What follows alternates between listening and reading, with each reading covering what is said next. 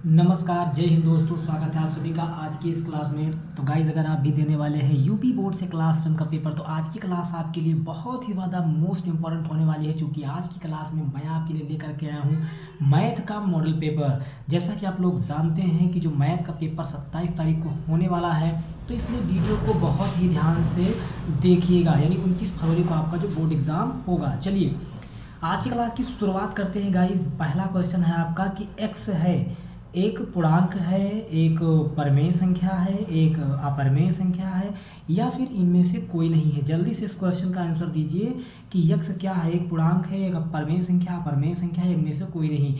तो भैया ये इनमें से कोई नहीं है, ऑप्शन द आपका सही होगा।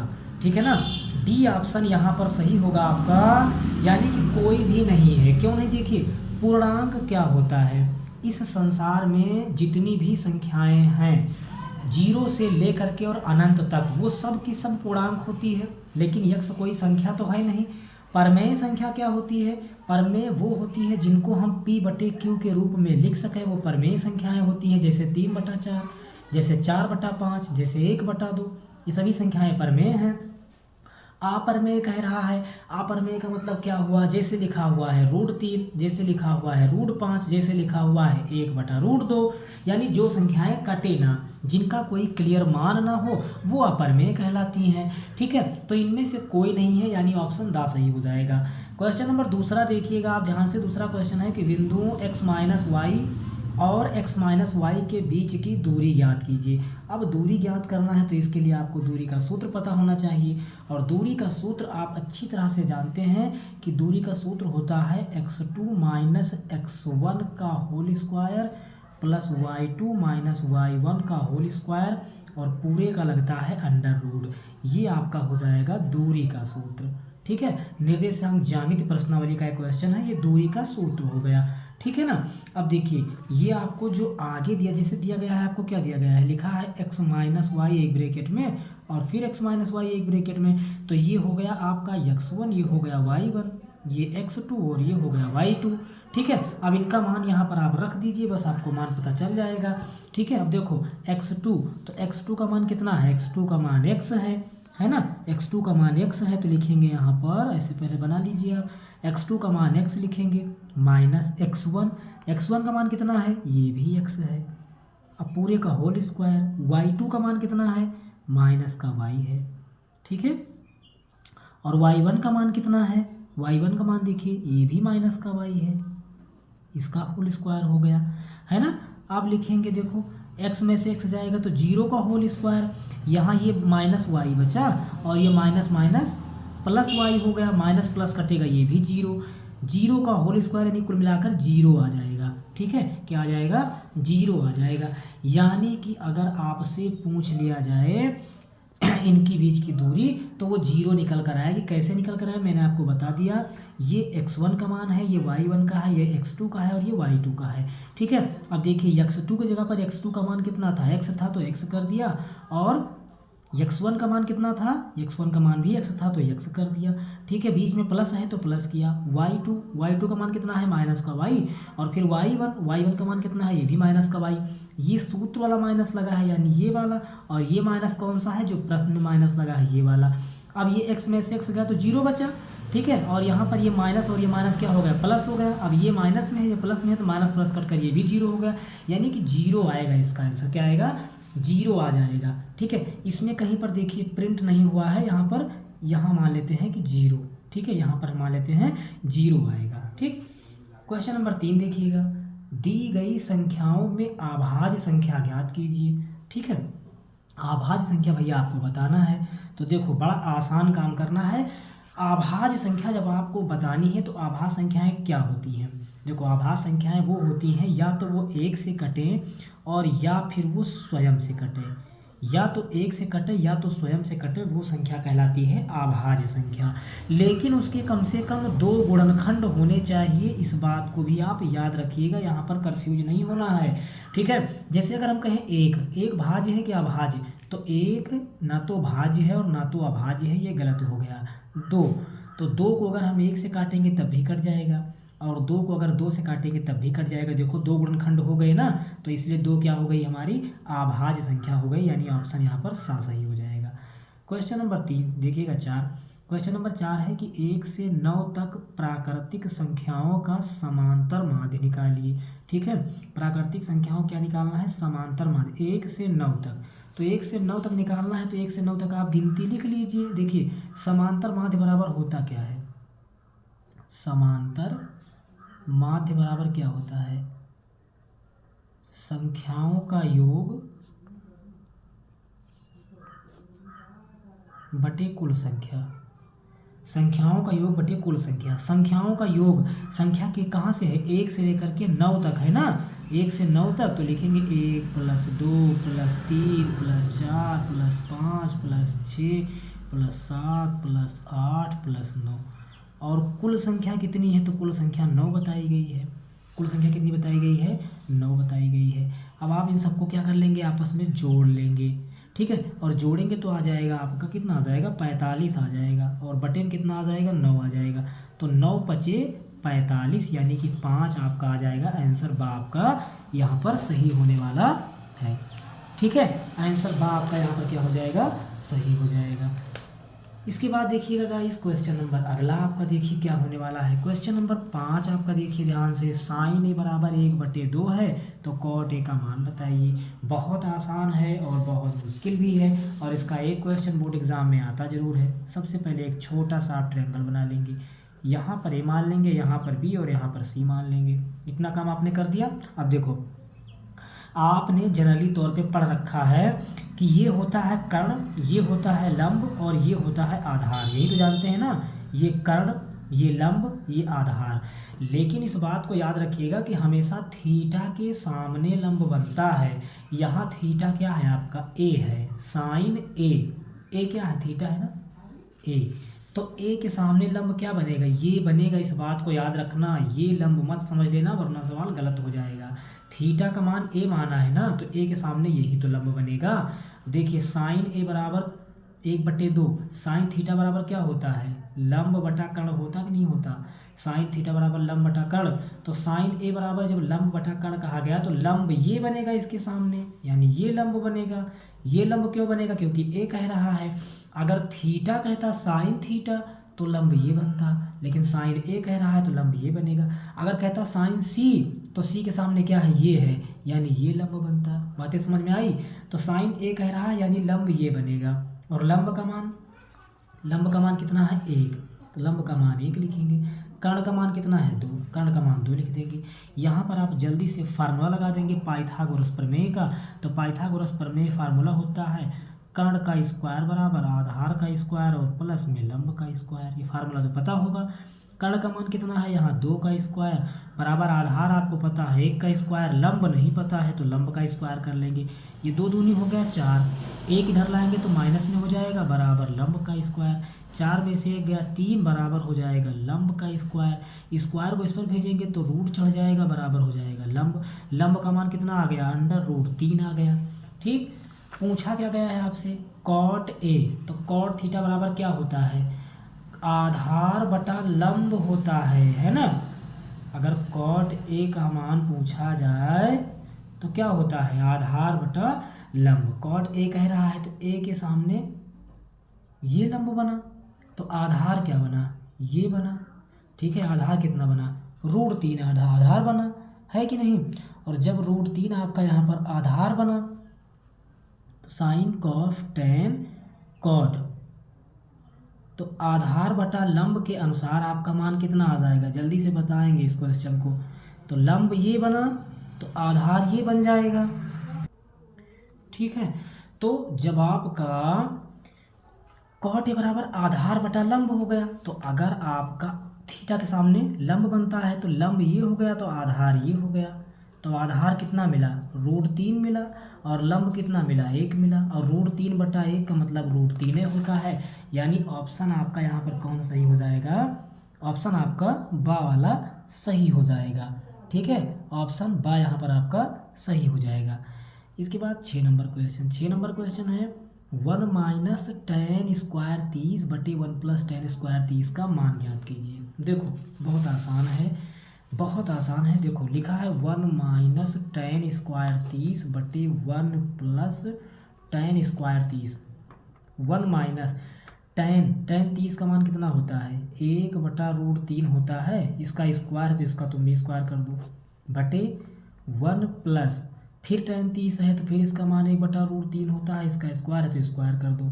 अब इसको हल करेंगे तो क्या हो जाएगा 1 माइनस, ये यहाँ स्क्वायर से रूट कटा तो कितना बचा 1/3, बटा लगाएंगे, यहाँ भी स्क्वायर से रूट कटा तो कितना बचा 1/3, 1 प्लस 1/3। इसके नीचे एक मान लो, इसके भी नीचे एक मान लो। जब इसको भिन्न के तरीके हम हल करेंगे तो ये 3 एकन्नम 3 माइनस 1 एकन्नम 1 और बटे 1/3 3, पूरे का बटा हमने किया 3 एकन्नम 3 प्लस ये 1 एकन्नम 1 और बटे 1/3 3। अब देखो, अब यहाँ पर ये 3 से 3 क्या हो गया कट गया, ठीक, ये 3 से 3 कट गया। 3 में से 1 गया, कितना बचा 2, यहाँ 3 में 1 जुड़ा तो कितना हो गया 4, 2 एकन्नम 2, 2 दूनी 4, 1/2, 1/2 यानी ऑप्शन आपका सा हो गया बिल्कुल सही। ठीक है, इस तरह से हो गया। इसके बाद आप देखिएगा अगला क्वेश्चन। अगला क्वेश्चन देखो दिया गया है कि दो संख्याओं का योगफल 24 है, उनमें से एक संख्या दूसरी की 2 गुनी है। देखो दो संख्याओं का योगफल 24 है, उनमें से एक संख्या दूसरी की 2 गुनी है, तो माना कि पहली संख्या x है और दूसरी 2 गुनी है यानी 2x है। दोनों का योग कह रहा है, दोनों का योग यानी x प्लस 2x, दोनों का योग कितना दिया गया है 24 दिया गया है। तो 2 में 1 जुड़े कितना हो गया 3x बराबर में हो गया 24, तो 3 8 24, x बराबर कितना आ गया 8। तो अगर x का मान 8 आया तो दूसरा कितना हो जाएगा 2 गुना है तो 8 दूनी 16, 16 का 8, ऑप्शन पहला आपका सही हो गया। ठीक, क्वेश्चन नंबर 8 देखो ध्यान से। एक त्रिभुज ABC है जो कि समद्विबाहु, समद्विबाहु है जिसकी 2 भुजाएं समान हो, जिसमें AB बराबर AC है, तो AB बराबर AC है तो इसमें ऑप्शन बताना है कौन सही हो जाएगा। देखो बहुत ध्यान से, बहुत आसान है। AB बराबर AC कह रहा है, A से A दोनों तरफ काट दो, इधर बचा कोण B, इधर बचा कोण C, ऑप्शन आपका C हो गया सही। ठीक है, बहुत आसान तरीका है इसको करने का। इसके बाद देखिए क्वेश्चन नंबर 9। क्वेश्चन नंबर 9 है कि 1/2 सेंटीमीटर व्यास वाले किसी ठोस अर्धगोले का संपूर्ण पृष्ठीय क्षेत्रफल कितना होगा। तो ठोस अर्धगोले का जो संपूर्ण पृष्ठीय क्षेत्रफल होता है वो होता है 3πr²। ये हो गया, तो लिखो 3π को पाई लिखो गुणे r का मान, देखो व्यास दे रहा है 1/2 और त्रिज्या होती है आधी, तो फिर से कर देंगे बटे में 2। ठीक है, इसका कह रहा है होल स्क्वायर तो आप भी कर देंगे होल स्क्वायर। ठीक है, अब ये क्या हो जाएगा 3π और गुणे ये जाकर के कहाँ गुणा होगा, यहाँ गुणा होगा, ये जाकर यहाँ गुणा हो जाएगा ना, तो ये हो जाएगा 1/2 दूनी 4 और इसका होल स्क्वायर। अब ये क्या होगा, ये हो जाएगा 3π, 1 को 2 बार गुणा करेंगे तो 1 ही आएगा और नीचे 4 चौको 16 यानी 1/16, 3π/16। ये आपका आंसर हो जाएगा 3π/16। ये आपका ऑप्शन से हो जाएगा, जो x लिखा है ये पाई होगा, है ना, ये x लिखा हुआ क्या है पाई हो जाएगा। अगला क्वेश्चन 10 नंबर देखिए। बिंदु P 2,3 की x अक्ष से दूरी बताइए। बहुत ज़्यादा इंपॉर्टेंट है, हर बार पूछा जाता है। देखो करना कुछ नहीं, जब कह रहा है इतने की x अक्ष से दूरी बताइए, जरा बताओ 2 किसका मान है x का, 3 किसका मान है y का, 2x का मान है और 3 y का मान है। x अक्ष से दूरी कह रहा है तो y का मान लिख देंगे, हो गया आपका आंसर। y का मान कितना है 3, यही 3 लिख देंगे, यही 3 आपका हो गया आंसर। अगर यहाँ पर y अक्ष से दूरी पूछता तो इसका मान लिख देते x वाला, उल्टा करना होता है। x अक्ष से दूरी पूछा गया है तो y का मान यानी पीछे वाला लिख देंगे 3, y अक्ष से दूरी पूछता तो आगे वाला यानी x का मान लिख देते 2। यही आपका हो जाएगा आंसर। ठीक, यही आपका आंसर हो जाएगा। 3 आ रहा है यानी बा वाला सही है। अगला है कि केंद्रीय प्रवृत्ति की माप, केंद्रीय प्रवृत्ति की माप क्या है, बारंबारता है, संचयी बारंबारता है, वर्ग अंतराल है या बहुलक है, क्या है जल्दी से बताएंगे। तो केंद्रीय प्रवृत्ति की जो माप होती है भैया वो होती है बहुलक, यानी दा वाला ऑप्शन आपका सही है। अगला है द्विघात समीकरण x - 1/x = 1। ठीक है, देखो ध्यान से, यही तो दिया गया है ना कि x - 1/x = 1, है ना, यही दिया गया है। इनको अगर हम एक मानकर हल करेंगे तो क्या हो जाएगा x - 1 = ये x से गुणा 1 में होगा तो x दोनों तरफ एक्स एक्स है कट जाएगा तो -1 बराबर 0 बचेगा विविधकर के अनुसार। तो ये क्वेश्चन गलत हो जाएगा, इसमें कुछ नहीं करना है, ये क्वेश्चन भाई गड़बड़ है। ठीक, इसके बाद क्वेश्चन नंबर 13 देखेंगे कि 3, 4, 6 और x का समांतर माध्य 5 है, तो यक्स का मान बताइए। जो के लिखा है यानी यक्स का मान बताइए। देखो बहुत आसान काम करना है, 3 दिया गया है, 4 दिया गया है, 6 दिया गया है और यक्स का समांतर माध्य 5 है। मैंने अभी आपको फार्मूला बताया था, समांतर माध्य बराबर, फार्मूला बताया था समांतर माध्य बराबर संख्याओं का योग और बटे में कुल संख्या। देखो समांतर माध्य यहाँ पर आपको ये दिया गया है, देखो ध्यान से, समांतर माध्य 5 दिया गया है ना, तो समांतर माध्य की जगह लिख लेंगे 5 बराबर संख्याओं का योग। संख्याएं दी गई हैं 3 + 4 + 6 + x, लिख लीजिए 3 + 4 + 6 + x बटे कुल संख्या। ठीक है, कुल संख्या कितनी है, कुल संख्या आपको गिन लेना है 1 2 3 4 बटे में 4। अब क्या करेंगे, लिखेंगे, ये गुणा हो जाएगा तो 5 चौको कितना हो गया 20 बराबर, ये 6 4 10 10 3 13 प्लस में बचा x। अब 13 को इधर ले जाएंगे तो हो जाएगा 20 - 13 बराबर में x, 20 में से 13 घटा देंगे 7 आ जाएगा। ठीक है, 7 आ जाएगा, यानी कि आपका ऑप्शन सा बिल्कुल सही हो जाएगा। अगला क्वेश्चन 12 नंबर है कि 12 व्यक्तियों के भार का समांतर माध्य 45.6 किलोग्राम है, उनके भारों का योगफल कितना हो जाएगा। करना कुछ नहीं, बस 12 से 45.6 में गुणा करवा देना, आपका आंसर आ जाएगा तुरंत ही 547.2, ये आपका आंसर आ जाएगा। ठीक, अगला क्वेश्चन देखिए, अगला क्वेश्चन आपको दिया गया है कि x² - 4x + k बराबर 0 का मूल 6 है, तो k का मान बताओ। मूल का मतलब समझते हैं, यानी इस पूरे व्यंजक में जहाँ जहाँ x है वहाँ वहाँ हमको 6 रखना है, इसका मतलब यही होगा। ठीक है, देखो अब जैसे आपको समीकरण दिया गया है x² - 4x + k बराबर 0, इसका मूल दिया गया है 6, इसका मतलब जहाँ x है वहाँ पर लिखना है 6, तो 6 का स्क्वायर हो गया -4 गुणे फिर x की जगह पर 6 और प्लस k बराबर 0। ठीक है, अब देखो ये 6 छंग कितना हो गया 36 और माइनस ये 4 छंग कितना हो गया 24 और प्लस k बराबर 0।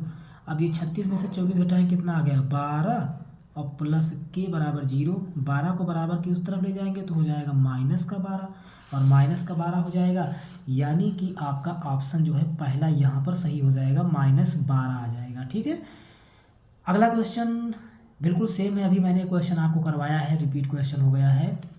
फिर आपका 17 नंबर भी रिपीटेड क्वेश्चन है, ये भी मैंने करवाया है। 18 नंबर 1 से 9 तक प्राकृतिक संख्याओं का समांतर योग, ये भी क्वेश्चन रिपीटेड हुआ है भाई, ये सब कंटिन्यू क्वेश्चन है। 3 से 4 क्वेश्चन रिपीट हो गए हैं, ये 19 नंबर और 20 नंबर में मैंने आपको बता दिया है। ठीक है, तो ये नीचे के 2-3 क्वेश्चन ऐसे थे जो भाई रिपीट हो गए हैं। ठीक है, इसके बाद में क्वेश्चन नंबर 21 जो आपका है कि सभी भाग हल कीजिए। अब देखिए, बिंदुओं इतने और इतने के बीच की दूरी का मात्रक y का मान, समांतर माध्य में दूरी का सूत्र लगा देंगे, आराम से आंसर आपका आ जाएगा।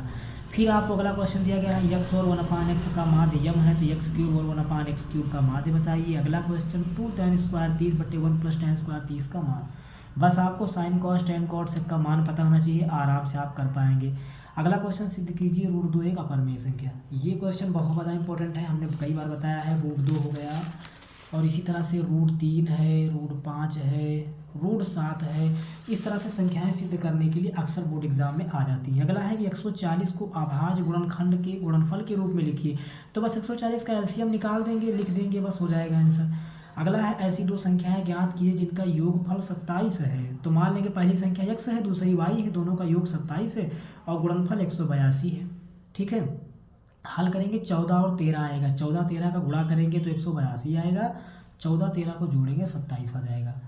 अगला है k का मान ज्ञात कीजिए जिसके लिए समीकरण 2x + ky बराबर 1 और 3x - 5y = 7 का अद्वितीय हल है। तो अद्वितीय हल, अनेक हल, परिमित रूप से, ये जरूर पढ़ लेना भैया, कई बार पूछा गया है बोर्ड एग्जाम में। अगला क्वेश्चन दर्शाइए कि 5 - √3 एक अपरमेय संख्या है, अभी ऊपर मैंने बताया। अगला क्वेश्चन इतने का शून्य कितना है, शून्य का मतलब समझ रहे हैं ना, जहाँ जहाँ यक्स है वहाँ वहाँ पर -2 मान रख करके हल कर देना है।